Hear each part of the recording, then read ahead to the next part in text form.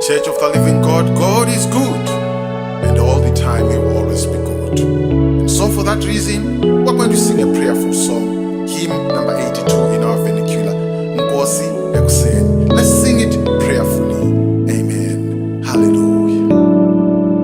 Nkosi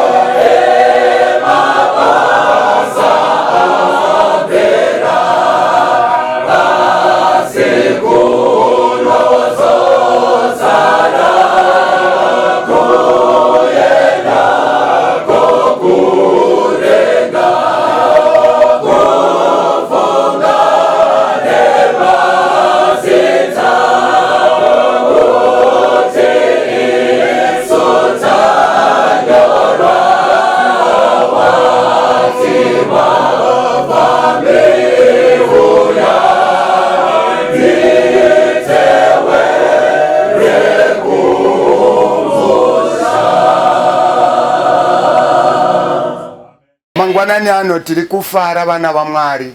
Mwari atiitira zvakanaka. Ngatinamate Baba vari kudenga namuponesi Jesu. Patinoverenga shoko renyu, mutsaiwo shungu dzokuponeswa matiri. Musatendere Mwari kuti mazuva edu apupurirwe pakuparara pakuuya kwenyu. Tinoshuvira kuti mazuva ekurarama kwedu apupurirwe kuponeswa kwedu. Tinokutendai mangwanani ano. Mweya Mutsvene ave pakati pedu.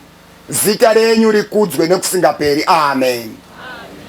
Musoro wenyaya wedu uri kutiwo akatsamwa kwazvo. Akatsamwa kwazvo. Pane vakamboonawo munhu akatsamwa? Munhu akatsamwa anoita zvakawanda. Umwe akatsamwa haadyi. Kusatongodya. Kwete kuti ane mutsanyo waaidawo kana kuti ari kufasta aiwa. Umwe akatongotsamwa saini yokuti atsamwa haadyi. Kunyangwe mukagadzira chikafu chakaita sei haatodyi because akatsamwa. Umwe akatsamwa unopwanya midziyo yese yemumba, haabati chinorarama. Akabata kapu inofanwa kuputsika, akabata plate inofanwa kutombodona, chero chaabata chinofanwa kudona. At one time ndaitaura neumwe mwanasikana achiti, "Pastor, pray for me. Kana ndangotsamwa chete, foni yangu inopwanyika same day." Ozotsvaga imwe. Saka akatsamwa kwazvo. Mumwe akatsamwa anotaura zvisinei nekuti zviri kutaurwa zvacho zvinomeka sense. Anenge achitaura chete. Nembwa nekatsi zvinenge zvichitukwa zvichipopoterwa. Akatsamwa kwazvo. Saka tichambomanya mubhuku yaRevelation chapter 12 verse ndeya 12. Iwe uchaverenga verse 12. Rega ndiverenge verse 7 na 8 na 9. Zvinokurwa kwakavapo kudenga. Mikaeri navatumwa vake vakarwa neshato. Shato ikarwa ina vatumwa vayo vakasakunda. Verse 8. Nenzvimbo yavo inaozowanikwa kudenga. Verse 9. Zvino shato huru yonyoka yakare inonzi Diabhorosi naSatani munyengeri wenyika yose yakakandirwa pasi navatumwa vayo vakakandirwa panyika pamwe chete nayo. Verse 12. Chiverenga. Verse 12. Saka farai kudenga nemi munogarako. Mune nhamo imi nyika negungwa. Ishua. Nokuti mweya wakaipa wakaburukira kwamuri. Ishua. Akatsamwa kwazvo. Nokuti unoziva kuti une chinguva chidiko. Saka Diabhorosi atoti Diabhorosi uyu kana kuti mweya yetsvina atoti madhimoni. Mwari haanausika Satani. Mwari haanombosika dhimoni. Mwari haanombosika chinonzi mweya wetsvina. Mwari akasika ngirosi tsvene dzaitogara kudenga vachirumbidza Mwari day and night. Ndo zvakaitwa naMwari. But mukufamba kwenguva dzimwe ngirosi dzakasarudza kuteerera imwe ngirosi yaitova nerengi hombe mukati medenga yaizi Lucifer. Payakatanga pfungwa yekupanduka, dzimwe ngirosi dzakasapota pfungwa yacho. Idzodzo dzakasapota dzese hadzina kuzoramba dziri ngirosi tsvene, dzakadzingwa pamwe chete nengirosi yaizi Lucifer yakanga yapandukira Mwari. Tiri tese chechi yaMwari ndobva vakandwa panyika. Saka chinombondinetsa dzimwe nguva ndechichi, kana ngirosi tsvene dzaMwari dzakasapota yakapanduka, Mwari akati, ini nokuda kwokuti masapota apanduka, mese makadaro nzvimbo kudenga kuno kudenga hakuna, ndobva vadzingwa vakakandwa pasi. How many times patinotora action yekusapota zvinodiwa naSatani ende Mwari anoita sei? Zvabatika izvi. Ngirosi dzakadzingwa kudenga dzakadzingwa because dzakasapota yakanga yapandukira Mwari. Ndobva dzatochinjirwa zita panzvimbo yokuva ngirosi tsvene dzaMwari dzakabva dzanzwi mweya yakaipa, kana kuti madhimoni, kana kuti mandlozi tava kuchipinge kumusha kwedu. Saka vakomana nevasikana vari kupandukira Mwari, kwete vari kumba chete, but vari pamusangano uno. Vapandukira Mwari vari pamusangano uno. Vafundisi, hamusati maona zvandakaona, hamusati mambozwa zvandakanzwa. Pandombopedza sevhisi yemanheru painopera, mukaita misikanzwa yokungopinda mumisasa michitenderera, motenderera, munzwe language, muone vanasikana vedu zvavanenge vakaitwa, muone vanakomana vedu zvavanenge vaita, munonzwa tsitsi. Ende ndakazvidemba ndikati, Mwari, kana zvakadai pari kuparidzwa, ko pavanosangana pastori naanonzi muparidzi kunoitwa sei?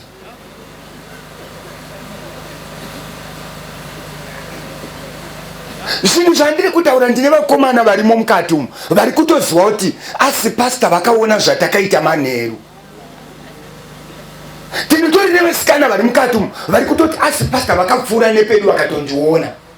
Handikuzivi mwanangu, but ndakapfuura nepamusasa penyu. Muningina, handitombokuzivi, handisoti unopindira pachechi ipi, but ndakapfuura nepamanga makamira paya.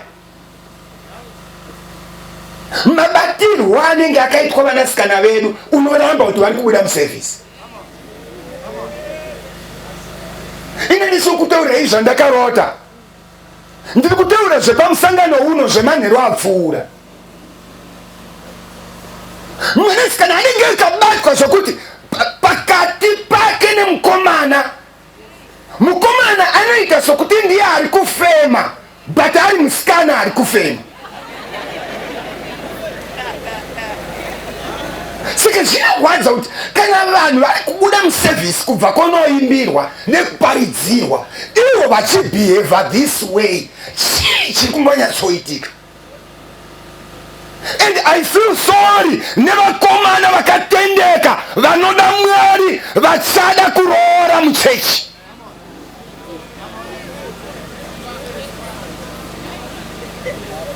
Ende ndinonzwa urombo kuti vakomana vedu vasati varoora vakaona musikana uyu vakati ndiye handada kuroora, iye aine behavior yekubatwa kwakadai ari pachechi pamusangano, mukomana uyu anenge atora mhando ipi yemunhu?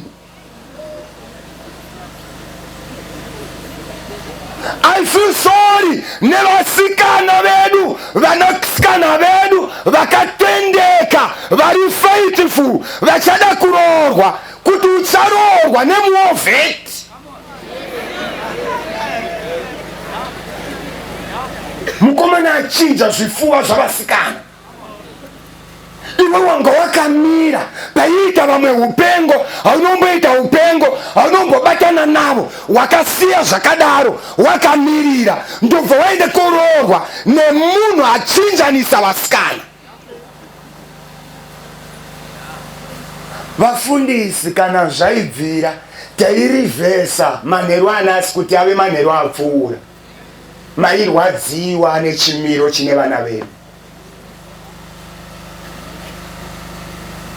Kana mada manheru anasi, imbozviita isahabu kupfeka hembe yemusivilieni mupinde mukati. Saka kana Mwari akambotendera kuti ngirosi dzizvi mava mweya yakaipa, mava madhimoni, because materera yakapanduka iyi, what more nhasi church iri kudemonstrata kuteerera Satani, Mwari abva kutaura. Handisi kuti ndevese, pane vanhu vari faithful kusvika pakufa vari panapa. Vakomana vari so serious, vari so focused, vasingatorwi chero nemhepo yauya nemutoro upi, vari principled paupenyu hwavo. Kune vasikana vari principled zvekuti kana akaona vamwe vakararwa iye haararwi because ndaona vakarara. Varipo vasikana ivavo pana manya pana Genesis chapter 18 verse 1 kurumidza kusvika chapter 18 verse 1. Verenga mwanangu. Chapter 18 verse 1. Verenga.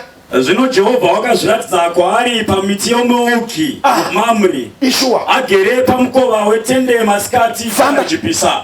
Akasimudza meso ake akatarira, akaona varume vatatu vamire vakatarisana naye. Wakati achivaona, akabva pamukova wetende akamhanya kundosangana navo, akakotamira pasi. Verse 3. Akati, Ishe wangu, kana ndawana nyasha kwamuri, musapfuura henyu pamuranda wenyu. Ngauye nemvura shomanene, mushambidze tsoka dzenyu, muzorore pasi pomuti. Ramba wakabata. Abraham anga akagara masikati, Bhaibheri rinoti akasimudza meso ake, ndobva avona varume vanga variko chechi vatatu, varume vatatu. Ndobva Abraham amanya pamberi pavo, zvikanzi varume, ndaikumbira kuti murege kupfuura, uyai nepano, uyai mumbodya, mogeza tsoka modya, mosimuka moenda. Baba vedu Abraham, tsika yekusheya zvavanazvo, vachidya nehama. Ngatisiye, hapana toa nekitchen apa, hatina kitchen kunoku, hatina, hapana nekitchen panapa. Ndada pekuti akaona varume vatatu, apedza kuona varume vatatu ava, varume vatatu vanzwa language yaAbraham, iye Abraham achinzwa language yavo, ndobva vawirirana vakadya. Vapedza varume ava vasati vaenda, pavhesi ya9 vanoti, Sara mukadzi wako aripi? Verenga verse 9. Verse 9. Ivo vakati kwaari, Sara mukadzi wako uripiko? Rambai makabati. Aisati yashanda kuno because tiri kumayuti. Dai taiva kuAmo, tati Mwari anoziva zita romukadzi wako. Saka paunenge uri kufara nasipiwe, Mwari anoti ngurusheni mukadzi wako aripi. Saka regai tisiye hatiziri kuAmo, but Mwari anoziva first name yemunhu. Hapana munhu ane zita rakavanzika pamberi paMwari. Varume vatatu ava ingirosi, regai ndimanye apa tidarike. Varume vatatu ava chiko nai. Aiwa, ngirosi tisu tinodaro kulevel yangu tisinoti ngirosi. Imi not ma angels. Saka varume vatatu ava chiko zviya. Saka Mwari apedza kutaura, Abraham apedza kutaura nevarume ava vatatu, vaitonzwa language, vakatodya. Saka ngirosi dzinodya. Ngirosi inoziva language. Ngirosi inoziva first name yemunhu. Ngirosi inogona kuapia muchimiro chemunhu chaiye chaiye. Ngirosi inogona kuva munhu chaiye. Iwe usina umboona kana one chinoratidza kuti pano paita angel, but ngirosi inogona kuva muchimiro chemunhu chaiye. Saka ngirosi dzakadzingwa kudenga idzi, simba yekuzviita ungirosi harina kutorwa, padzakadzingwa kudenga chakangobviswa padziri utsvene. Dzoka rineni chakabviswa padziri chiko utsvene, but ungirosi dzakasara nawo. Saka zvadzaigona kuita dzichingirosi tsvene pamberi paMwari, dzichikugona kuzviita kunyangwe dzava dzakaipa. Zvabatika izvona Mwari. Madhimoni anogona kupinda muchimiro chekuva munhu chaiye. Anogona kutaura language yemuarea menyu. Anogona kuziva mazita emhuri yenyu. Sekuru Mukarati, Sekuru Maruzana, Tete Cherukai,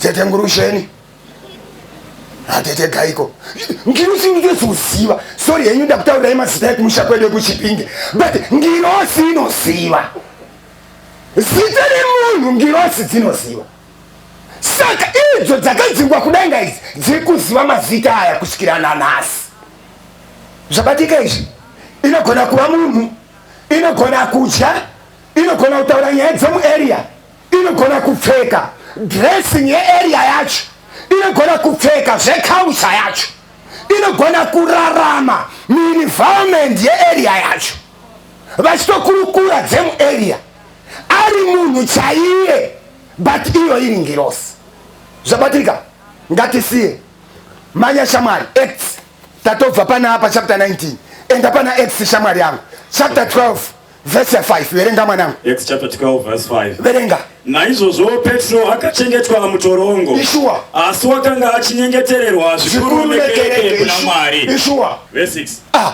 zvino Herodhi wakati oda kumubudisa Ishua usiku ihwohwo Petro wakanga avete pakati pavarwi vaviri verenga akasungwa namaketani maviri verenga navarindi vakanga vachirinda torongo pamberi pomukova ipapo tarira mutumwa washe akamirapo chiedza chikapenya mumba akareva Petro parutivi ndokumumutsa achiti muka ukurumidze ipapo maketani akawa pamaoko ake verse 8 ndaikumbira titambe takabata pfungwa indidarika one day Peter ari kuparidza akasungwa ndobva aenda kovharirwa ende paanga avharirwa mujeri chechi haina kurara yechinamatira Peter zvabatika guys ndinoda chechi yane zuro kudarika yanhasi chechi yane zuro yaiti kana umwe awirwa nenjodzi havasaifara nokumuseka vaiita all night yokumunamatira kuti dai abuda chechi yanhasi kana umwe akawirwa nenjodzi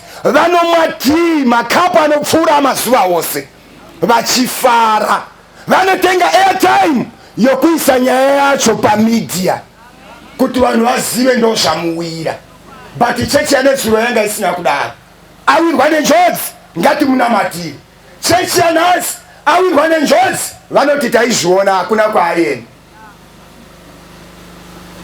saka chechi yanezuro yanamata Peter ari mujeri Mwari akanzwa munamato ndobva patumwa an angel ngirosi yakabva kudenga ikauya mangabi na Peter izwai ngirosi yauya haina kunoka pagedhi haina kunoka padoo yakapinda mujeri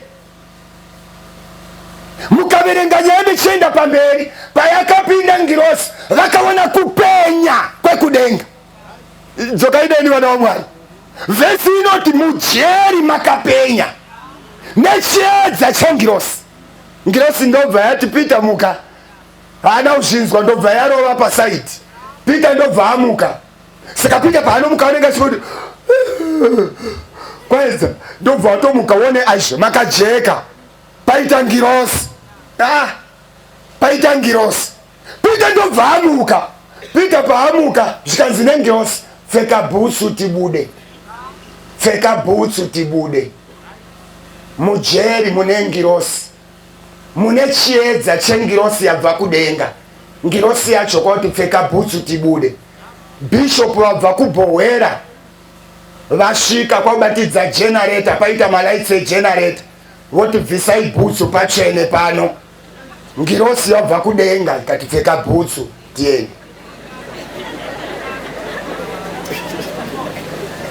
bishop vaisa generator malaits aripo ndeegenerator vanoti chibvisai bhutsu pano pachene ngirosi yauya neutsvene nechiedza chekudenga kwati Peter pfeka bhutsu tibude kondamboti bvisai bhutsu pasowere kondamboti pfekai bhutsu ndangoti ngirosi yakati pfeka asi bishop vakati kumura saka ndinozonetseka manje vafundisi ndakuti aish saka patsvene ndepapi pauya ngirosi nepauya bishop saka ngirosi inopinda pakakiwa zvabatikare vana vaMwari yakubuda ndobva yati Peter handei ndobva ndobva vabuda. Gedhi rekutanga rikazaruka, repiri rikazaruka, retatu raizi the iron gate ndobva razarukazve. Sei madhoo ari kuzaruka pakubuda, pakupinda pasina dhoo razaruka? Because panokwana ngirosi pita hakwani. Zobatika here vanomwari, panokwana ngirosi pita haiti sei nhai hakwani. Saka panokwana Pita kuzaruka kwemagedhi, Pita ndo paanokwana. Asi kana ngirosi iri yega yaigona kubuda pasina dhoo razaruka. Zvabatika vana vaMwari. Saka zvinogonwa izvi nengirosi tsvene dzaMwari dzakadzingwa kudenga hadzina kutorerwa simba rekuita izvozvo. Dziri kugona kuzviita kusvika narini? Nanhasi. Zvabatika here vanangu? Akatsamwa kwazvo. Saka iye zvinezvi Satani akatsamwa kusvika pekupedzesera, because vhesi yati ari kuverenga nguva, anoziva kuti nguva yasara ipfupi. Saka Satani atsamwa kwazvo. Dzokaneni mwanangu, muzive kuti iye zvinezvi takatarisana nevana vakawanda vatori panapa, ari kutadza kunzwisisa kuti zviri kuitika kwandiri ndo here zvinofanirwa kuitika. Tine vana vari kurarwa navo, kuite nokuti pane vakomana varipo, but pane murume ari kuuya kurara newe. Ende awiti pamuviri, ukasaipiwa varume vavo vanongouya wobva waenda. Asi wewe gonotoziva kuti ndiri kurarwa neni. Paunoona achiuya unogona kutomuona, but hauzooni mafambiro. Hamusati manzwa here vanhu vachitaura kuti takanzwa tete Maria vanga vakafa kare vachimba rwiyo rwavaifarira, vakapinda mukichini mavo makasiyiwa zvinhu zvavo, tikanzwa mapoto ari kugwedemudzwa mukichini mavo vachimba rwiyo rwavaifarira rwokuanglikei. Nakunako vasarege kudaviro, nakunako vasarege kudaviro, kana Jesu wauya. Imo mukamwisana kuti baba mata izwai kuimba kuri kuitika kunze. Baba mata vakatarisa vari muhope pawindo, ndobva vatoona tete Magi chaivo vakutoenda sarege kudaviro negumbo ravo ranga rakabhenderera mbijana sarege kudaviro, tete Mata vachienda. Makatoona vanhu chaivo, but madhimoni, dhimoni rinopinda pakakiwa. Zvabatika izvona Mwari. Kutaura kwandiri kuita kunoku, tine vana vakawanda vari kushamisika nezviri kuitika pavari. Pane munhu ari kuuya ari kurara navo. Pane imwe musangano wecamp meeting makore iwayo, mai vanouya nevana vavo tu. Elder Mlambo. Ndatambura namatira ivo vana vangu. Vana vangu vari kurarwa navo. Ende vari kurara vacho machinda acho ane utsinye usingaiti. Vakapedza kurara nevana vangu, vanobva vatanga kuyamwa mukaka vachiruma. Vana vangu imhandara dzamuri kuona idzi, but vana vangu Elder Mlambo vari kuyamwiwa, vanorarwa navo. Kana vapedza machinda aya anobva aruma nyatso dzemikaka.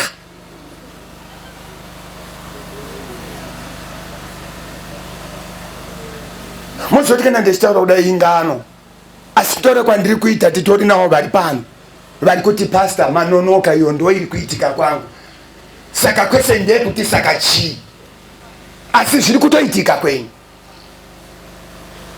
Madhimoni anogona kudzoka, ende iwewe unogona kurarama nemurume, wechitenzi une murume, but murume iyeye haana paakabvisa chuma, hapana pamakambomupa maintroductions. Unongouya paanoda, oita zvaanoda, oenda, ende haurooreki.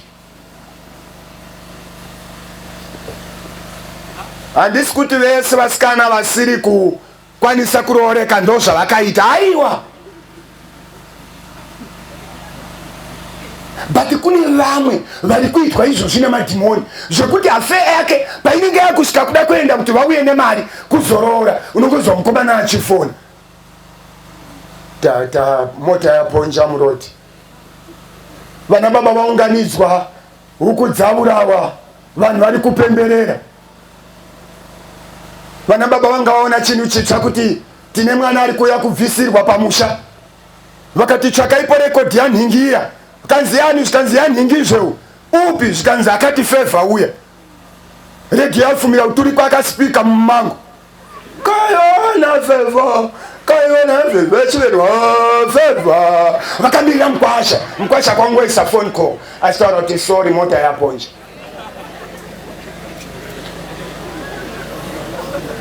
Redhiyo iri kurira,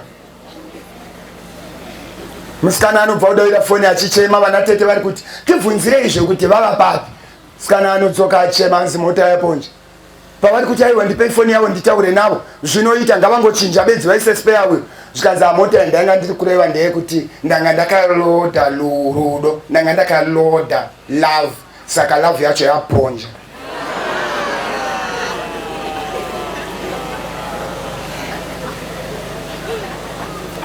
Vanhu vanotidzorai volume, kwatotuma Timo kwira mumango udzikise speaker.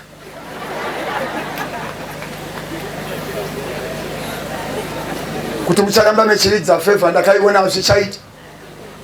Kwatotsvakadze kudhara, sangano zungairane dondo, sangano zungairane dondo.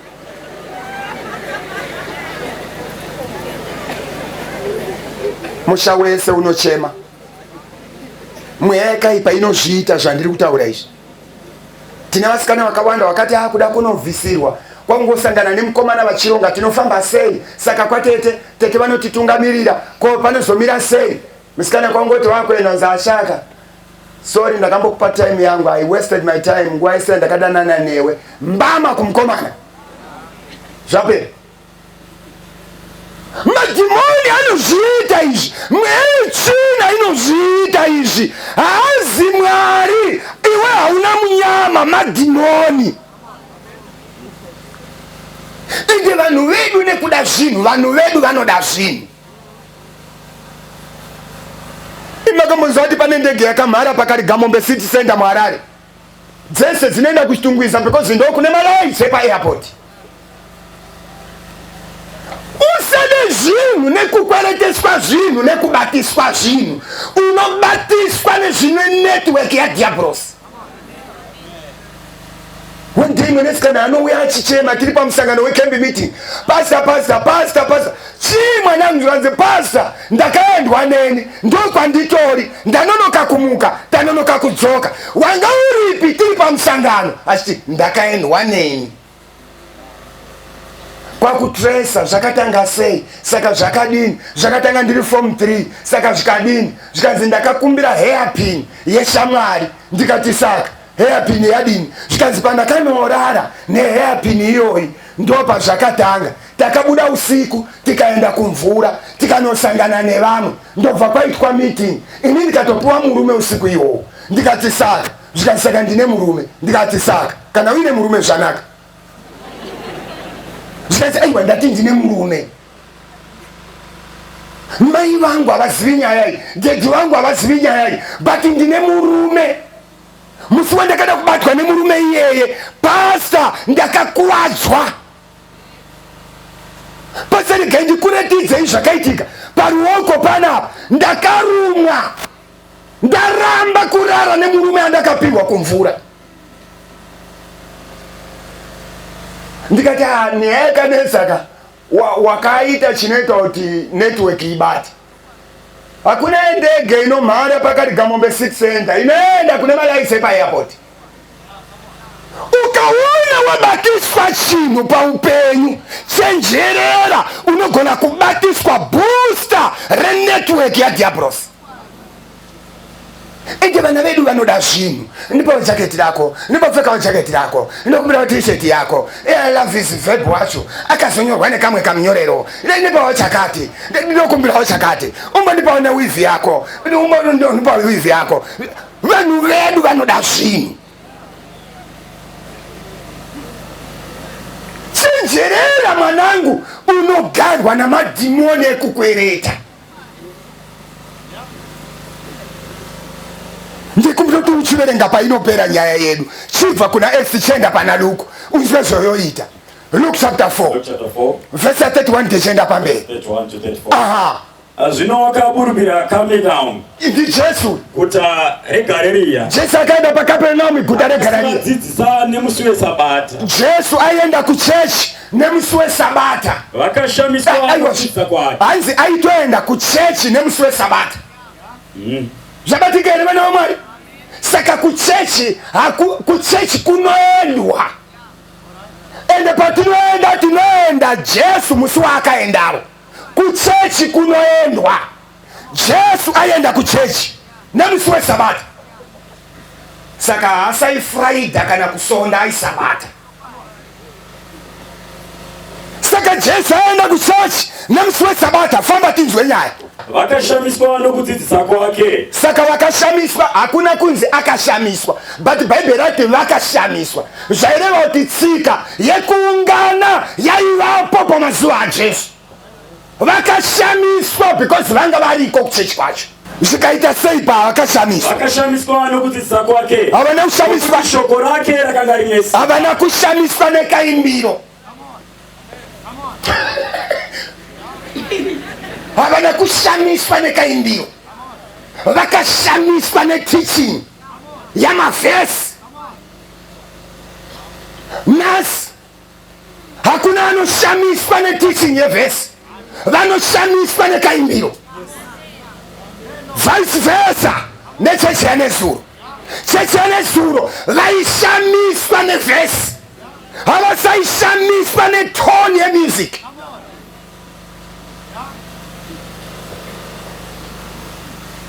Ndikatenda nevanhu vakawanda vatori pano vakanditarira vakuti but pastor vako tifuti manje pastor vako ndozvandakutotaura. Vakashamiswa nokuticha kwete nerwiyo. Imi moshamiswa nerwiyo. Rikanzi vanhu voshamiswa. Jesu ari muchechi nemusi weSabata. Vanhu vakauya kuchechi havana kushamiswa netone yemusic. Havana kushamiswa netype yemadance. Vakashamiswa nevhesi. Vakaita sei? Verenga mufana wamo. Vakashamiswa nokudzidzisa kwake. Verenga muzvozvo shoko rakanga rine simba. Haleluya, sangano raMwari. Jesu nemusi weSabata chirevo chaiva nesimba.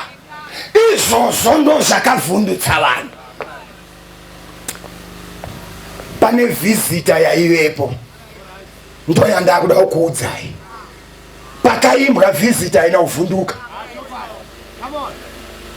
Vhizita pakapiwa maintroduction vhizita ina kuvhunduka. Chinzwai shoko raJesu raiva nesimba. Chinzwai vhizita zvayakaita. Verenga mufana wako. Verse 33. Verenga. Zvino musinagoge makanga muno munhu wakanga ane mweya wakaipa wetsvina. Aiwa zvimira. Muri kuintroduce vhizita kayaiwa musinagoge. Auone kuti hazvimake sense. Kuti pazimati paiva nemunhu isu takawanda so. Zvori kuti muchinda uyanga ine abnormal load. Ndosaka zvanzi vaivepo vaivepo zvavo, but iye yuyu aivapo. Vamwe vese vaivepo but uyu aivepo. Saka muchinda aiva nei? Verenga. Aiva nei muchinda uyu? Waiva nomweya wakaipa wetsvina. Nemusi wechingani chechi? Saka Sabata iSabata raMwari. Jesu anopinda chechi nemusi weSabata raMwari. Vatsvene vanoenda kuchechi nemusi weSabata raMwari. Asi musi weSabata kwakauya vhizita. Kwaiva nedhimoni kuchechi.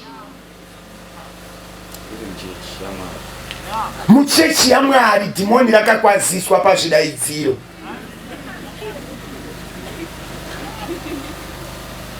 Muziva kuti kune vakomana vakawanda vari panapa vachaenda nenyika.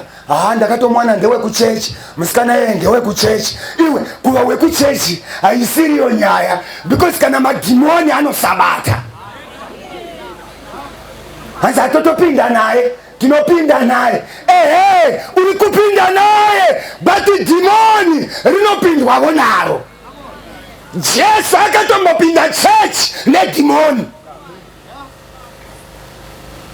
Musikanago zvimonyorora miromo yechipiwa yechiitwa semiromo. Mufungenyo ndakatoita zvekuti mupiwa neMwari because ndakati ndangorira Zambia ndobva atongopfuurawo. Akati sorry isisi pane munhu here apa. Ndikati hapana. Ndikati Mwari zvimwe ndo mapinduro enye munamato. Ndakati ndagara ipapo nditonzwa utonditi ndokumbirawo phone number yako. Mufunge ndotenda Mwari because atori serious ndiwe kuchechi. Dimoni kuchachi na Sabata. Madimoni kwenda kuchachi. Chizwa izakaitika. Verenga samari ya nguvyo za yakaita nyaya.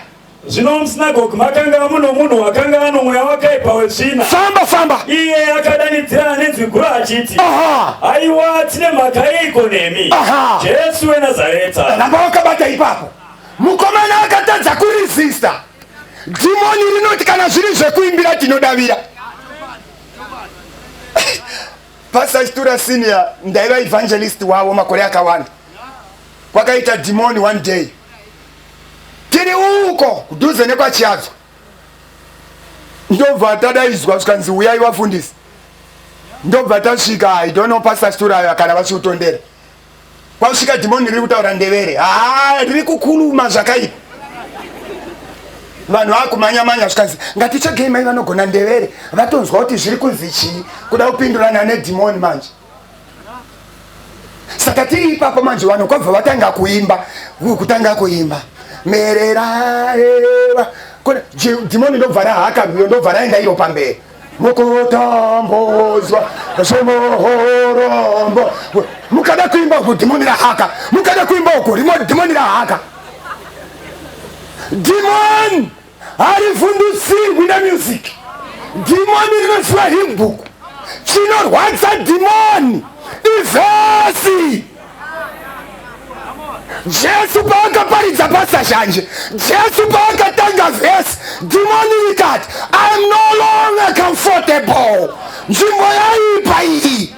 Sei muri kudaro? Ndine mhaka statement Pastor Janje yekuti ndine mhaka yeinazo iri kubudisa kuti ndezvenyu vane shungu yokuponeswa. Kutaura kuti muri kushaisha kupfeka, mazorebesa nzwara, marebesa tsiyo. Ndine mhaka yeinazo.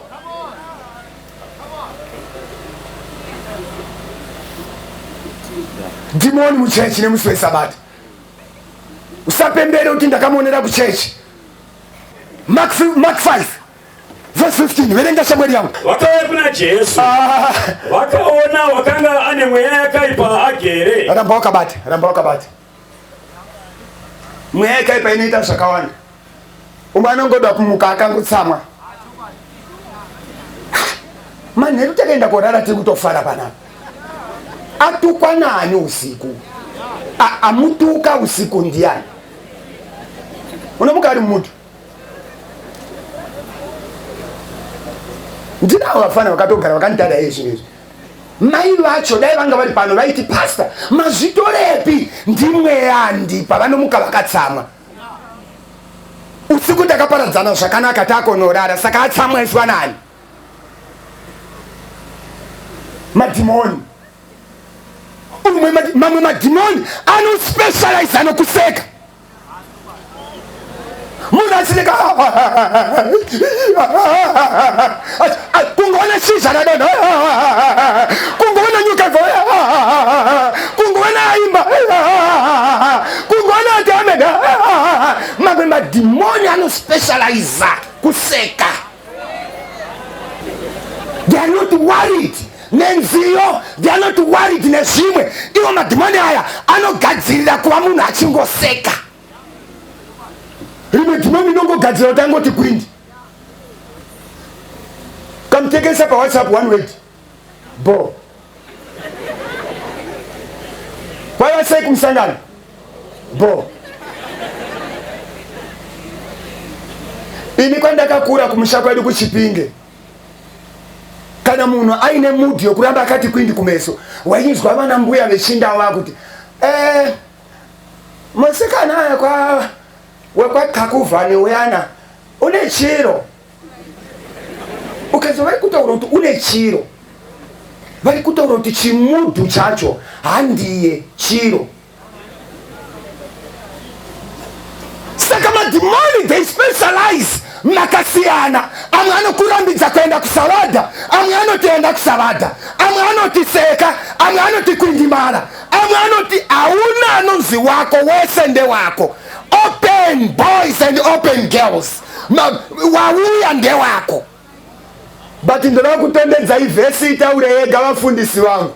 Regai vhesi itaure pasamsara, regai itaure zvimwe zvinoitwa namadhimoni.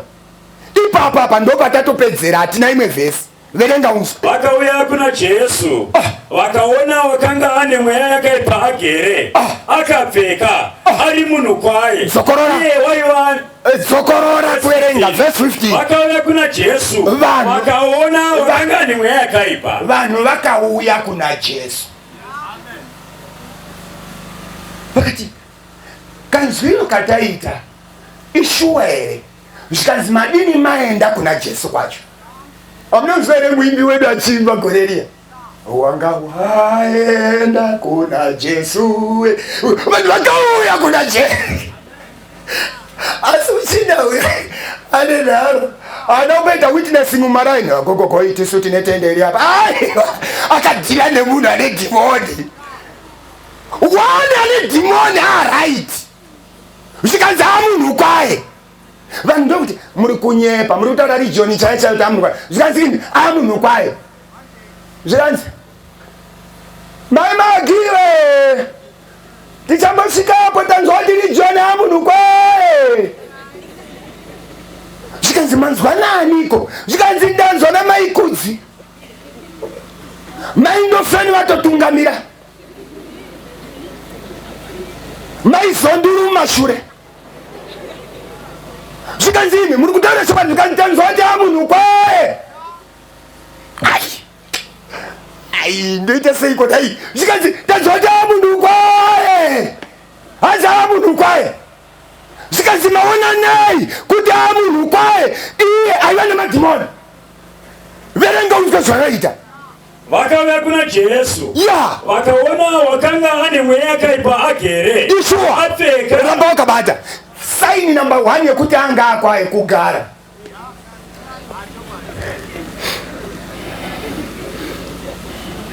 Akuziwa kugara. Muziva here kuti ndakatarirana nevana vakawanda vasikana asingazivi kugara, anovhozhoka. Drezi rinogarirwa.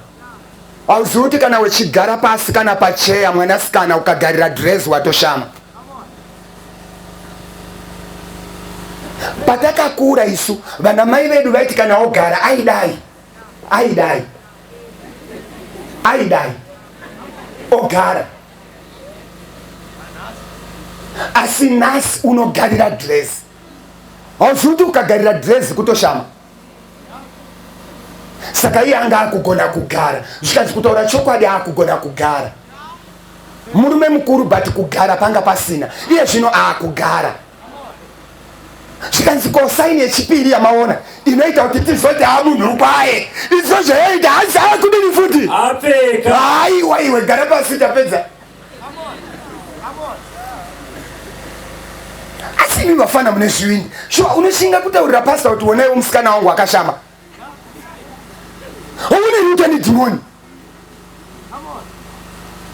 Kushama ikoko hanzi nevarume vakuru vakaita mastudies yavo pa accident ukasvika pasini bhazi radonha, mota yadonha, ukasvika munhu wechidzimai akarara pasi, drezi rakasimuka kuuya panapa afa.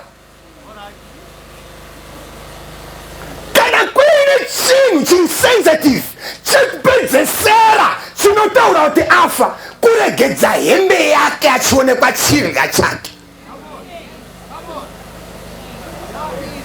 Asi kana aine dhimoni zvirya panze.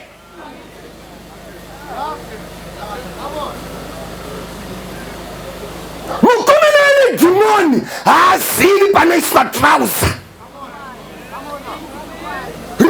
ndinorekera unge munhu azviitira iye achifamba anzi ndiri kurova mahwani pane mangoma ndikutarira mangoma. Tinozorekerimbira so kuti ite musikana anoti ndine munhu wangu uuniri kuti dhimoni. Mukomana asingazivi chiunu chake. Netball akakunda kunetball ishasha kusoka ishasha mukomana iye unokunda vanhu vese vanomuzoda haatangiki mitambo yese unokunda but anokundwa nechiunu chake. Chiunu chake ndo chinomukwadza. Mukomana neso kuratidza kuti inini zvechechika ndiri kungoendera baba but inini ndiri wedhimoni. Munhu kwaye zvikanzi mawana safety yamunhu kwaye zvikanzi mai magiva topfeka hanzi apfeka zvikanzi haini kunyepa kupfeka chaiko zvikanzi apfeka. Saka zvaizikanwa ndezvekuti dhimoni hari kusiyiwa kapfeka. Asi ndinenge ndaita chakaipa kusakuudza kuti kushama kwauri kufarira uku idhimoni. Rebheka anzwa kuti Isaac uyu Rebheka akatora jira kwauzvivhara kumeso. She was beautiful akazvivhara kumeso akati I don't want my husband to be attracted nebeauty. Ndoda kuti anzwe character not beauty. Sori uchizvitutira mazipauda kufesi fesi kuremerwa nemazipauda kuda kukava character yakaparara. Oda kukava character yakaparara nefesi powder. Rebecca anoti handina problem nekuonekwa face nyaya ngavanzwe character yezvandakaita pasime. Finally bonus ravo beauty. Unoita beauty yekudrowa ugara pasi kuri kukweshwa kumeso isaiyenyanya uzoti bha inozokasika kuonekwa. Ukazoona fesi nezvigunwe ndo panoona kuti hapana munhu apa. Zvigunwe hazviuzorwi face powder. Utoona nzeve yemunhu kuti nzeve yake nefesi zviri kurwa. Ndinoda Jesu kana asvika anosiya vakashama vapfeka. Ndinoda Jesu kana asvika aizvicheka namabwe unogara pasi. Ndinoda Jesu kana asvika vairaramira kuvakafa vanodzoka kuvapenyu. Region anoti ndakwenda nemi handikusiyi muponesi. Zvikanzi naJesu chenda woudza hama dzako. Evangelism yedu yakakwana. Enda woudza hama dzako.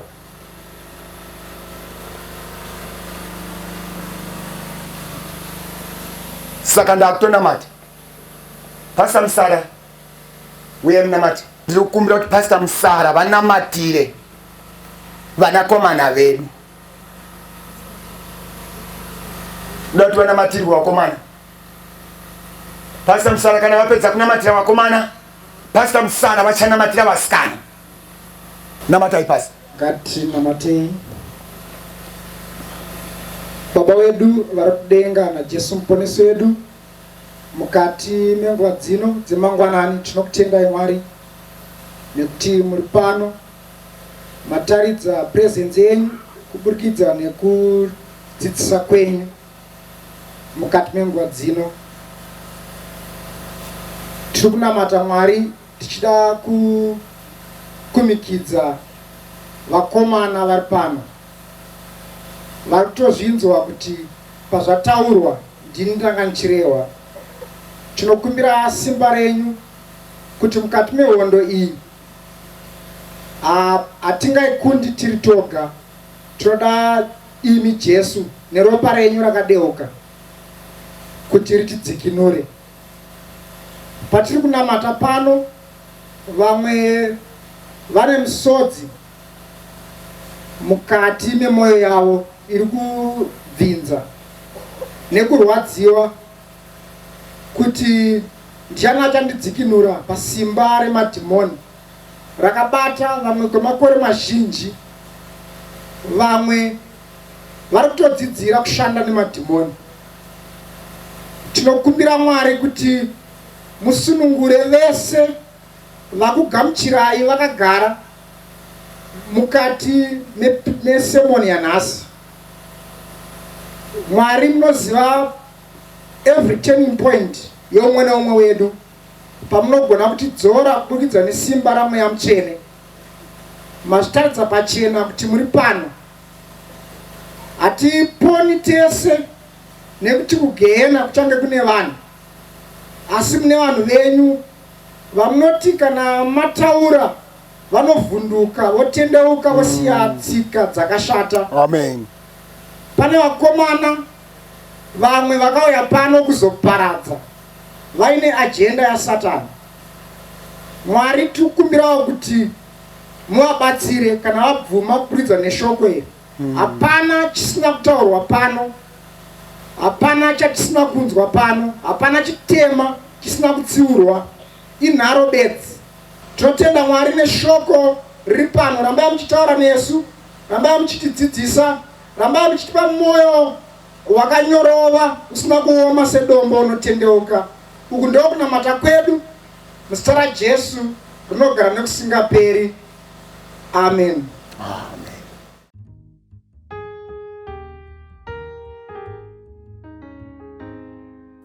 Nditwe tenzi uwene mtsaneni unambududuri uya weya wangu unodisa imwi unambududuri uya ndapumuka kure kumakomo ndapumuka kure nemushana onditore ndipinze mudanga mududuri uya handinaba timbuye kurara mududuri uya nditarise ndawane upenyu mududuri uya ndapumuka kure kumakomo ndapumuka kure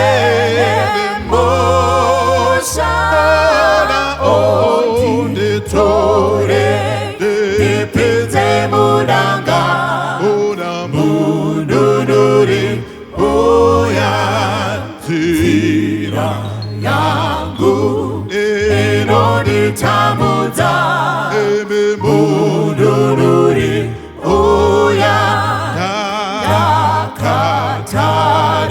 ndakatarisira rudo rwenyu mududuri uya ndapumuka kure kumakomo ndapumuka kure nemushana onditore ndipinze mudanga mududuri uya usarase kuzvishora kwangu mududuri uya unambudinzwemu kunamata kwangu mududuri uya ndapumuka kure kumakomo ndapumuka kure nemushana